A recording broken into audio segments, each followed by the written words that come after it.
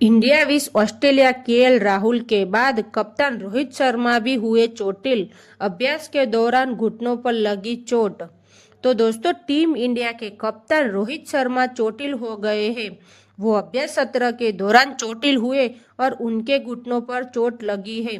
दरअसल Rohit Sharma throw down विशेषज्ञ के साथ अभ्यास कर रहे थे, तभी गेंद उनके पैर को छूते हुए घुटने पर जा लगी है, जिसके कारण ये चोटिल हो गए। भारत और ऑस्ट्रेलिया के बीच मेलबर्न में 26 दिसंबर से बॉर्डर गावस्कर ट्रॉफी का चौथा मुकाबला खेला जाना है। इससे पहले कप्तान रोहित शर्मा चोटिल हो गए। वहीं इससे पहले केएल राहुल भी चोटिल हुए थे।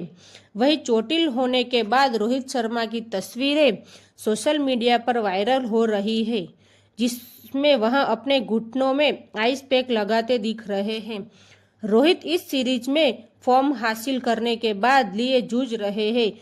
अभी तक यह पता नहीं चला है कि रोहित की चोट कितनी गंभीर है, लेकिन अभ्यास के दौरान वह दर्द में दिखे। वहीं राहुल की चोट को लेकर कोई स्पष्टता नहीं है और टीम प्रबंधन ने भी इस बारे में कोई बयान जारी नहीं किया है कि उन्होंने चिकित्सा सहायता क्यों मांगी। राहुल मौजूदा दौरे पर फॉर्म में है। उन्होंने 6 पारियों में 37 के प्रभावशाली औसत से 235 रन बनाए हैं। भारतीय टीम के तेज गेंदबाज आकाशदीप ने रोहित और राहुल की चोट को लेकर चिंताओं को खारिज किया है।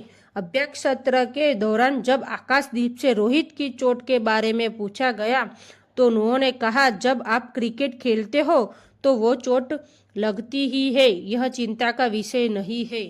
तो दोस्तों, अगर आपको हमारा वीडियो पसंद आया हो तो हमारी चैनल को सब्सक्राइब कर दीजिए, ताकि आपको ऐसे रोज नई नई अपडेट मिलती रहे। Thank you.